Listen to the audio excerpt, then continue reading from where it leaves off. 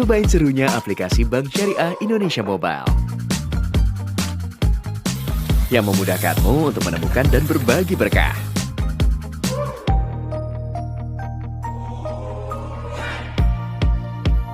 Lebih mudah investasi emas,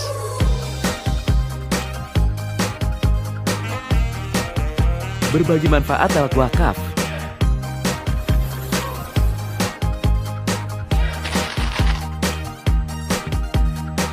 cari lokasi masjid, bahkan lebih mudah buat eksis.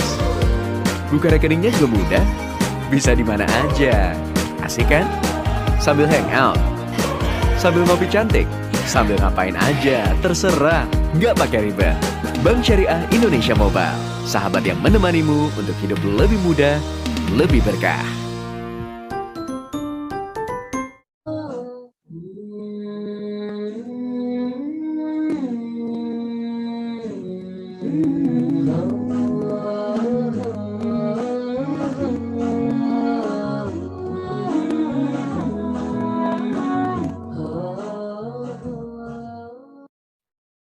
Dan selanjutnya kita akan mengundi lagi tim yang akan mempresentasikan proyeknya.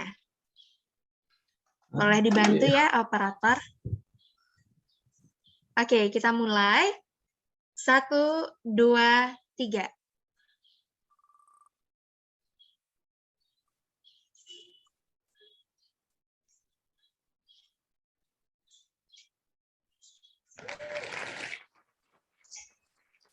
Peisha. Peisha? Oke. Peisha. Oke, kepada tim Peisha, waktu dan layar disilahkan.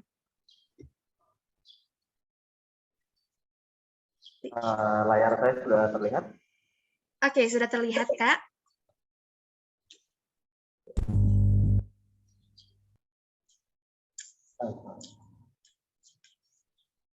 Ya, terima kasih. Assalamualaikum warahmatullahi wabarakatuh.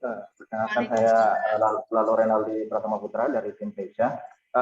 Sebelum saya mulai masuk ke bagian presentasi dan bahas sistemnya, sekarang saya akan memulai dari minta tolong sama teman saya, Arif, untuk menyampaikan filosofi dari logo yang sudah dia bikin untuk tim kita. Silakan, Arif.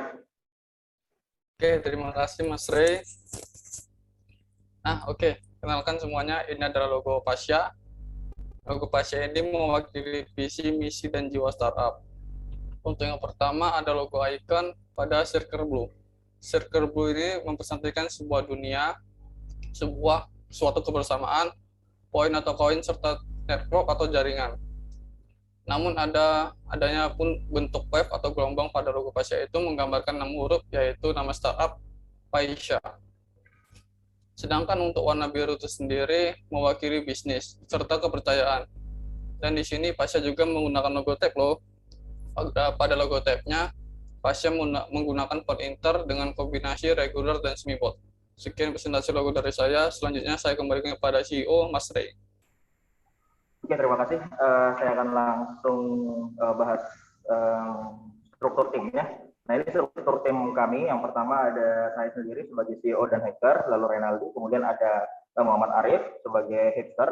Kemudian di sini ada Lala Lahima sebagai hustler dan ada Salmatun Naimah juga sebagai hustler. Kita punya 2 hustler.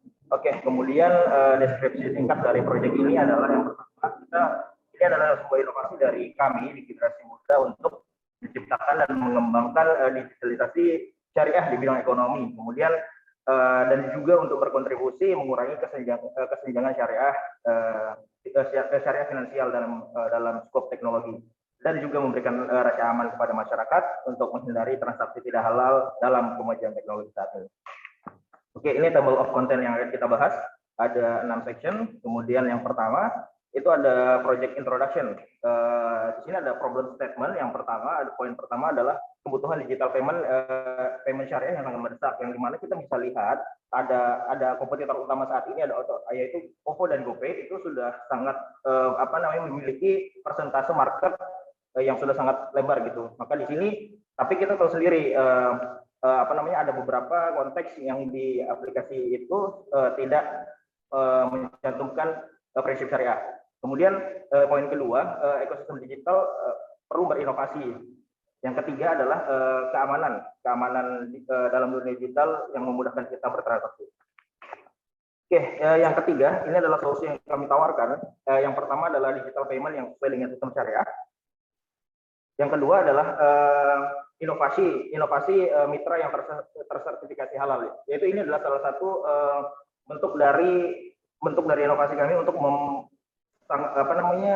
meningkatkan sertifikasi syariah di level UMKM.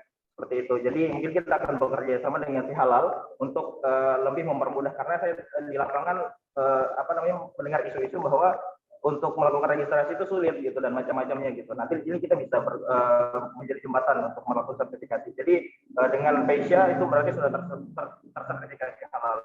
Kemudian adalah kita menggunakan sistem blockchain untuk menjamin keamanan secara digital.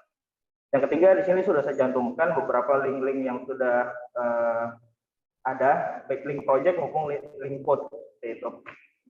Sini sistem skenario-nya yang pertama ada customer yang akan melakukan pembayaran kepada merchant. Nah, itu melewati sistem Peisya, yaitu sistem blockchain kami seperti itu. Kemudian ini adalah dashboard-nya. Dashboard ini menampilkan data transaksi yang masuk ke dalam sistem kita. Ini adalah salah satu node dari blok yang saling berhubungan seperti itu. Oke, kemudian ini adalah salah satu tampilan dari aplikasi wallet dan aplikasi website yang menjadi representasi dari website admin merchant seperti itu. Oke, yang berikutnya saya akan serahkan kepada tim saya. Lala, silakan. Oke, bagian kedua ini monetization plan atau perencanaan keuangan. Di sini kami akan menerangkan tentang proyeksi penjualan kami dan saluran-saluran kami dalam menghasilkan profit serta pembiayaan. Next. Bisa dilihat ini ada projected sales dan kebutuhan pembiayaan kami. Berikut juga ada saluran-saluran yang kami gunakan dalam menghasilkan profit. Yang pertama ada profit sharing yang timbul dari akad musyarakah, yaitu hasil kerjasama antara merchant dengan tim Peisya, dengan persentase keuntungan sebesar 20%, target konsumer ada 5.000 kali transaksi, dan total profit 20 juta. Kemudian ada ujroh wakalah yang timbul dari akad wakalah bil ujroh, saat konsumer melakukan top up dengan persentase keuntungan Rp2.500 dan target konsumer sebanyak 4.000 user. Itu total profitnya ada 10 juta. Kemudian total dari projected sales kami yaitu sebesar 30 juta. Kemudian ada kebutuhan pembiayaan. Yang pertama ada server back-end. Dengan harga 100.000 per bulan dengan akumulasi 1 tahun sebesar 1.200.000, kemudian ada domain 250.000 per tahun, ada hosting 100.000 per bulan dengan akumulasi 1 tahunnya 1.200.000. Biaya digital marketing 12 juta, biaya pegawai 12 juta, biaya sertifikasi dan perizinan sesuai syariah sebesar 3.350.000, yang jika di total kebutuhan pembiayaan kami sebesar 30 juta. Next. Break-even point adalah merupakan pada intinya adalah titik balik modal atas kebutuhan-kebutuhan yang telah Peisya keluarkan, sehingga titik balik modal kami ada di angka 30 juta dengan penjualan sebanyak 5.000 kali transaksi dengan customer sebanyak 4.000 user. Next. Di sini kami akan menjelaskan akad-akad syariah yang digunakan dalam skema transaksi Peisya.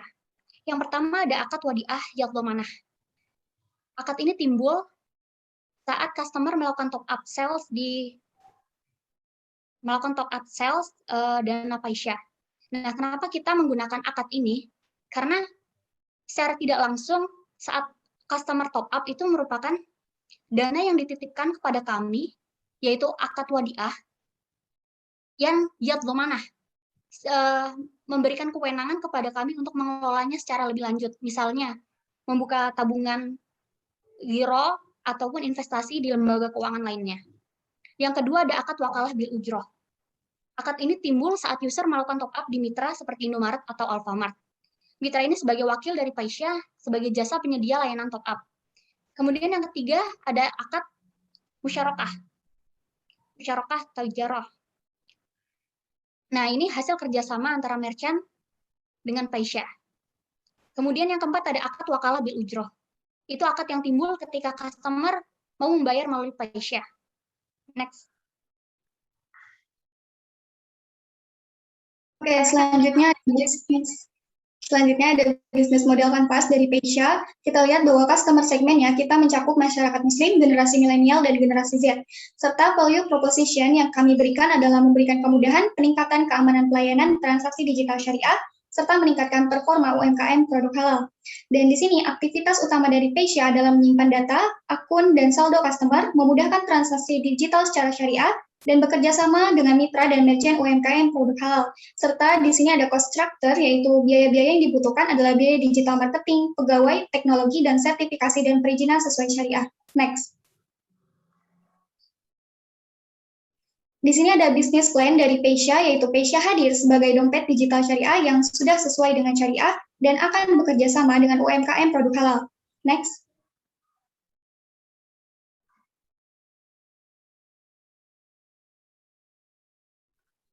Masih mute.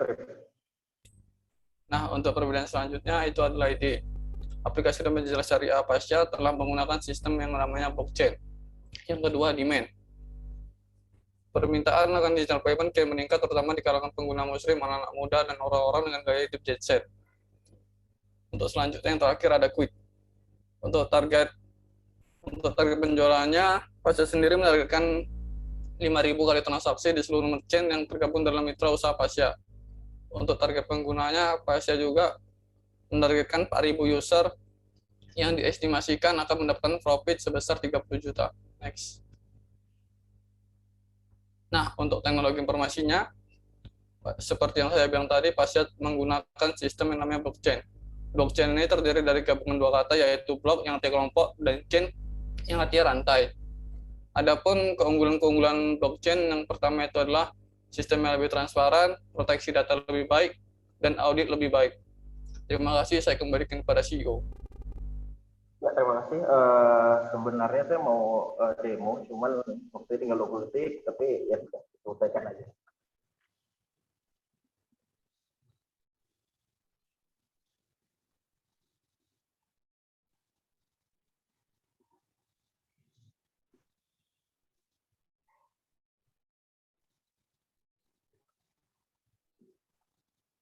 Ya, terima kasih. Waktunya sudah habis. Saya kembalikan ke MC. Oke, terima kasih kepada tim Paisya. Sekarang kita masuk sesi penjualan. Kita mulai dari Bapak Jamaluddin Fikri. Silakan, Pak. Oke, terima kasih. Pertama, appreciate banget, ini project keren banget. Kalau dari sisi teknis, pakai Golang, terus ada Flutter-nya juga di front end-nya. Tapi aku mau tanya dulu beberapa hal. Yang pertama, berarti ini jaringan blockchain-nya kalian bikin sendiri gitu, nggak di bawah Ethereum ataupun Binance Smart Chain? Ya, jadi ini sebenarnya adalah open source ya. Jadi Hyperledger Fabric. Jadi dia Ethereum kerjasama sama IBM untuk bikin project open source, yaitu Hyperledger Fabric, untuk nyediain sebuah plug and play blockchain system gitu. Jadi kita tinggal coding chain code-nya aja gitu, smart contract-nya aja. Oke. Nice. Sedangkan saya juga pakai blockchain as a service. Jadi tinggal bikin blockchain-nya udah jadi, tinggal code smart contract-nya aja gitu. Oke. Berarti bisa dibilang ini tadi node-nya masih centralized ya? Maksudnya node-nya itu masih di kalian semua atau udah gimana? Karena pakai blockchain service punya namanya Kaleido.io. Oh, Kaleido. Oke. Ya, itu kayak semacam server GCP Amazon gitu, cuman dia blockchain service gitu. Oh, jadi dia node-nya udah kesebar-sebar di masing-masing AWS atau Azure kayak gitu. Cuman saya untuk biaya servis ya itu biasa banget. Oh ya tadi biaya servisnya sebenarnya bukan 100.000 gitu, sebenarnya itu sejuta per bulan. Oke, nice. Appreciate. Mungkin pertanyaanku simple aja. Kira-kira ada, karena ini pakai Kaleido ya, oke, udah bagus. Mungkin satu aja sih, kenapa mesti blockchain aja, udah gitu aja. Kenapa kalian consider pakai blockchain instead of using ya database biasa gitu?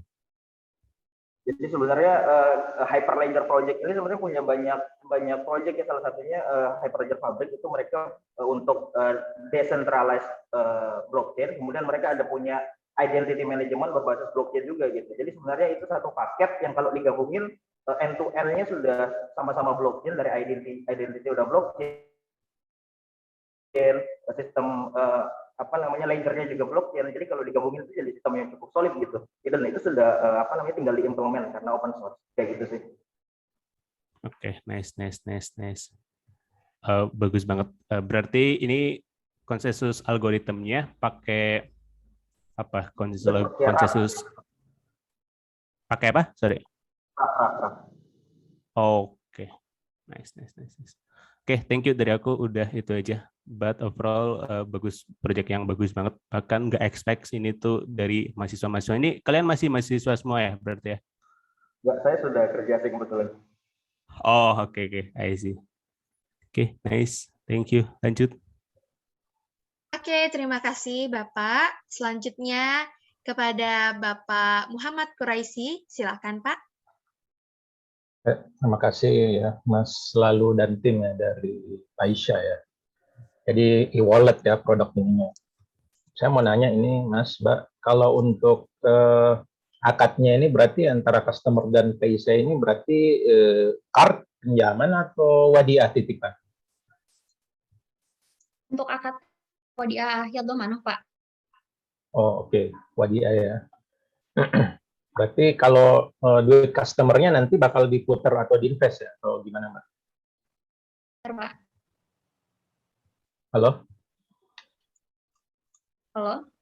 Ya, berarti duit customer-nya nanti bakal diinvest atau gimana, Mbak? Diputar atau gimana? Kalau Untuk sementara kita pakai giro wadiah di bank, Pak. Oh iya, ya. Karena memang kalau dari wadiah kan titipan kan berarti nggak bisa diputar ya. Artinya memang ada restriction dari sisi syariahnya di aspek itu ya. Kalau untuk wadiah ya, memang akadnya. Tapi kita pakainya wadiah Hildo mana, jadinya bisa dikelola kembali, Pak. Ya. Lalu kemudian mungkin sisi aspek syariahnya mungkin yang terjadi bagaimana kalau misalnya duit customer itu qadarullah ya hilangnya gitu. Jadi gimana itu penyelesaiannya gitu. Kalau dari segi Paisha, gimana Mbak atau Mas? Mungkin saya coba ini terkait itu kayaknya sih ekspektasinya gitu kita bisa mencoba untuk menjamin gitu, misalnya ada dua sisi ya, jadi misalnya sisi kelalaian user sama sisi kelalaian sebagai provider kami service gitu. Jika kelalaiannya pada user, kita nanti bisa diskusi gimana baiknya kita ganti setengah atau ganti berapa persen kemudian. Tapi kalau kelalaiannya ada di sisi kami gitu, itu komitmennya sebenarnya harusnya kita ganti full gitu. Itu sih. Oke, ya. Terima kasih Mas, Mbak. Itu mungkin dari saya. Oke, terima kasih Bapak. Selanjutnya kepada Bapak Nofrizal Syam, disilakan. Oke, terima kasih. Paisha apa Pasha nih? Paisha ya? Paisha sih sebenarnya. Paisha, oke. Personally, I like it ya, Paisha ya, karena solving my problem juga gitu loh. Nggak banyak yang main di industri ini ya, gitu ya, especially di payment gateway atau payment system di syariah gitu. Cuma, again, pertanyaan saya adalah gimana caranya teman-teman Paisha ini mau penetrate the market gitu di tengah segitu hektiknya apa ya, another payment system yang memang sudah mencekal gitu dengan apa fasilitas dan infrastruktur mereka yang sudah proven gitu. How your plan to penetrate the market? Yang kepikiran saat ini adalah kebetulan saya juga ngerjain proses digitalisasi beberapa pondok di NTB gitu. Jadi itu adalah salah satu strategi penetrasi market yang paling possible dan efisien gitu. Jadi mulai masuk dari penggunaan wallet di pondok-pondok, mulai dari transaksi di pondoknya. Misalnya si pondoknya ini punya entitas bisnis, misalnya mereka punya retail gitu. Jadi santri dan retail bertransaksi dengan wallet itu gitu. Itu salah satu strategi yang kebayang dari kemarin-kemarin gitu. Atau misalnya dia santrinya ditransferkan uang oleh ibunya gitu, ya udah kita pakai fasilitas ini gitu. Artinya ketika segmen marketnya masuk ke santri gitu ya, kan plannya teman-teman tetap globally atau maksimum Indonesia atau regionally gitu ya.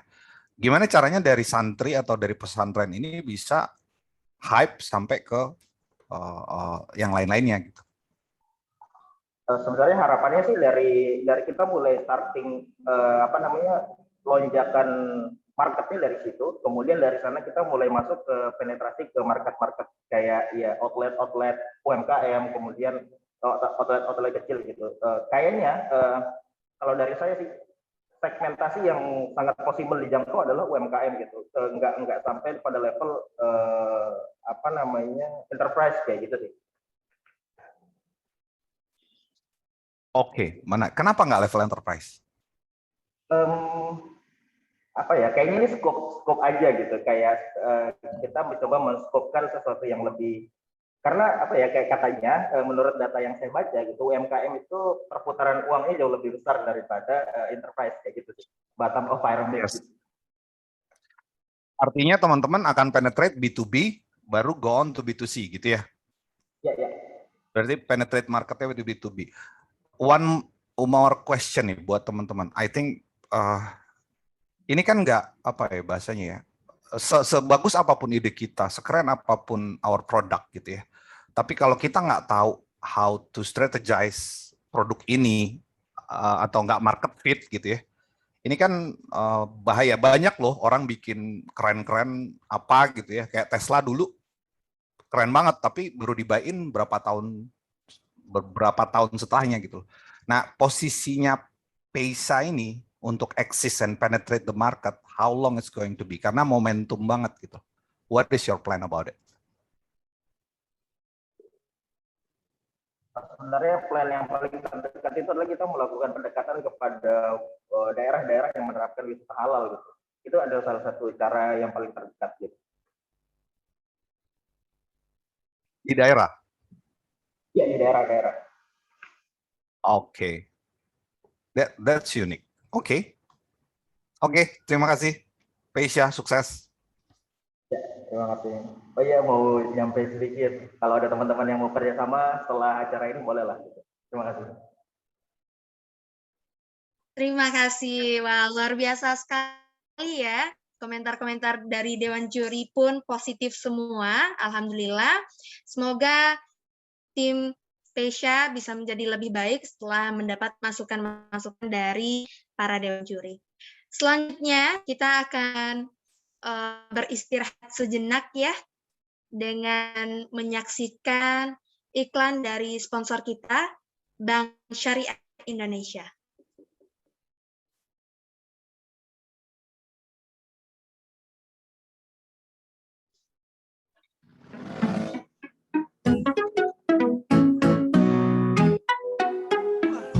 Naik cicilan rumah tinggi sekali.